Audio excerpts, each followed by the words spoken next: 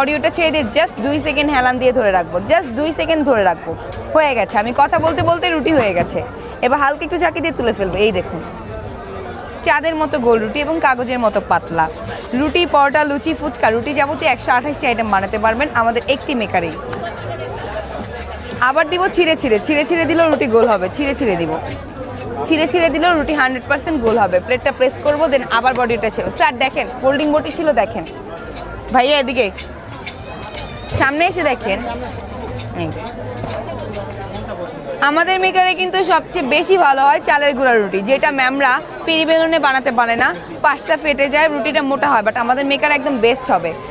আমাদের কাস্টমারদের জন্য আমি আরেকটা টপিক বলবো বা একটা নোট দিব কাস্টমারদের জন্য। আপনারা যারা বলেন বাসায় নিয়ে গেলে হয় না, আপনাদের হাতেই হয়, তাদের জন্য আমি একটা অপশন দিচ্ছি, বাসা থেকে আটাটা বানিয়ে নিয়ে আসুন। কাইন্ডলি বাসা থেকে আটা বানিয়ে নিয়ে আসুন, এসে রুটি বানান, হলে নেবেন, না হলে নেবেন না। আমি অথেন্টিক রুটি মেকার সেল করতে এসেছি, কোনো নকল, কোনো প্রতারণার বিজনেস আমাদের না।